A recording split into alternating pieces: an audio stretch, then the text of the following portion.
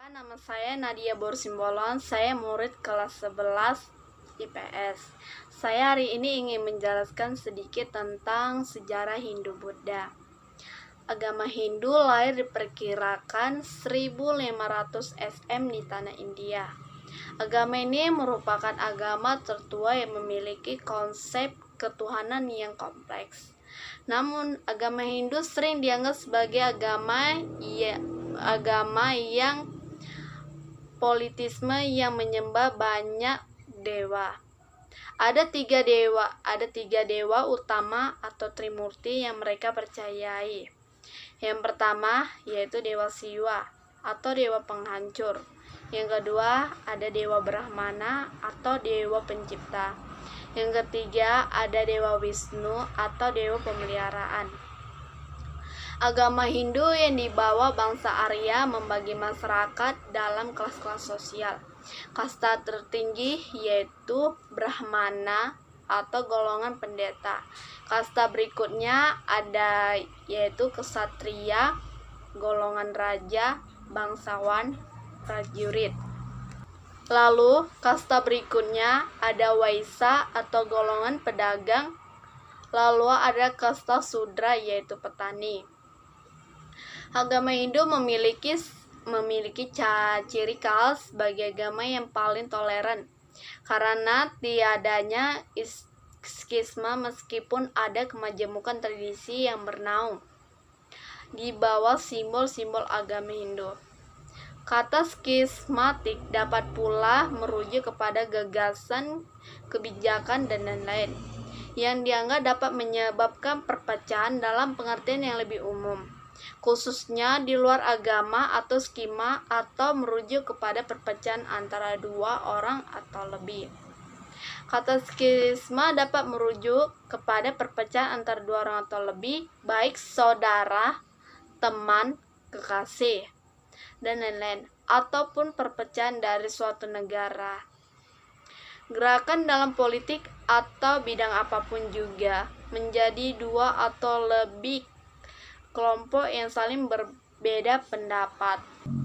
Pada awalnya, perkembangan saat tiadanya perselisihan antara agama umat Hindu menganggap setiap orang yang mereka temui sebagai umat Hindu pula. Gandhi menyatakan Hinduisme bebas dari dogma-dogma yang memaksa serta dapat menampung berbagai bentuk ekspresi diri dalam ruang lingkup yang besar. Dalam agama Hindu, perbedaan pada setiap tradisi, bahkan pada agama lain, tidak untuk diperkarakan, karena ada keyakinan bahwa setiap orang yang memuja Tuhan yang sama dengan namanya, yang berbeda entah disadari atau tidak oleh umat bersangkutan. Dalam kitab Rig Veda terdapat suatu bait yang sering dikutip oleh umat Hindu untuk menegaskan hal tersebut. Sebagai berikut, hanya ada satu kebenaran, tetapi para cendekiawan menyebut dengan banyaknya nama agama Buddha. Dan sedangkan agama Buddha diperkirakan lahir 500 SM juga lahir di tanah India. Karena lahir di tanah India, agama Buddha dan Hindu memiliki kesamaan yaitu mengenal konsep reinkarnasi atau kelahiran kembali manusia. Baik agama Hindu dan Buddha memandang kematian manusia adalah fenomena alam yang biasa dan bukan sebagai momok-momok yang ditakuti. Mereka beranggapan jiwa manusia tidak dapat dihancurkan. Kelahiran agama Buddha dipelopori Pangeran Siddhartha. Agama Hindu sering terjadi ketidakadilan. Ada beberapa teori. Yang pertama, teori Brahmana. Teori ini menjelaskan bahwa agama Hindu-Buddha dibawa oleh kaum pendeta yang diundang oleh penguasa lokal di Nusantara. Sebagai contoh, Kerajaan Kutai di Kalimantan Timur. Silsilah raja yang pertama adalah Raja Kudungga. Kudungga adalah nama penguasa lokal. Ia telah mendapatkan pengaruh Hindu-Buddha, tetapi masih mempertahankan nama lokalnya. Nama India baru disandangkan anaknya, yaitu Raja Aswawarman, yang dianggap sebagai pendiri dinasti atau Wamsakarta. Ada juga bukti lainnya peninggalan Yupa, kerajaan Kutai, dan berbagai prestasi kerajaan Tarumanegara, Kalingga, dan kerajaan Hindu-Buddha lainnya. Berbahasa Sanskerta dan berhuruf Pallawa. Bahasa dan tulisan tersebut hanya dikuasai oleh golongan Brahmana. Namun, teori ini memiliki kelemahan, yaitu kaum Brahmana dalam kepercayaan Hindu kuno tidak boleh menyeberangi lautan. Teori berikutnya ada teori Waisa. Teori ini menjelaskan masuknya agama Hindu Buddha ke Nusantara lewat perdagangan. Para pedagang Gujarat, India telah bergabung ke Nusantara sejak abad ke-1 Masehi. Kerajaan Kutai dan Tarumanegara adalah kerajaan Hindu tertua. Kutai dan Tarumanegara diperkirakan berdiri kira-kira 400 Masehi. Kerajaan berikutnya yang bercorak Buddha adalah Kerajaan Kalingga. Kerajaan Kalingga dipimpin oleh seorang ratu yang tegas yang bernama Ratu Sima, sehingga kerajaannya makmur. Dalam kisahnya Ratu Sima, ia adalah seorang yang berani menegakkan hukum tanpa pandang bulu, termasuk kerabat istananya sendiri. Satu kerabat istananya dipotong kakinya karena melanggar ketetapan Ratu Sima. Dengan keberaniannya, Ratu Sima dapat menegakkan hukum dengan secara baik. Sekian dari penjelasan saya tentang sejarah Hindu-Buddha. Terima kasih.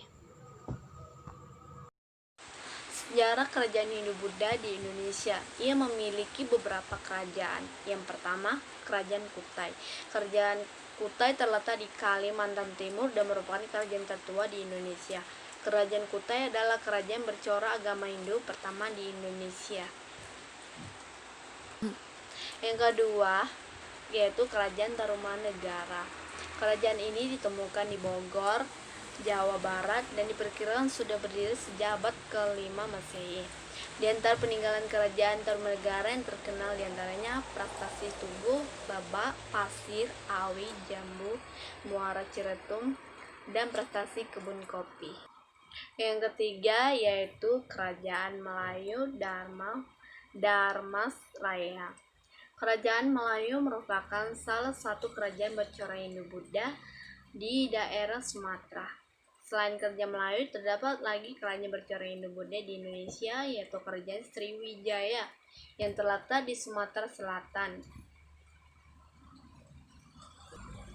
Kerajaan keempat yaitu Kerajaan Sriwijaya. Kerajaan ini sudah berdiri sekitar abad ke-7 Masehi. Kerajaan Sriwijaya terletak di daerah Palembang, Sumatera Selatan. Yang kelima, Kerajaan Majapahit.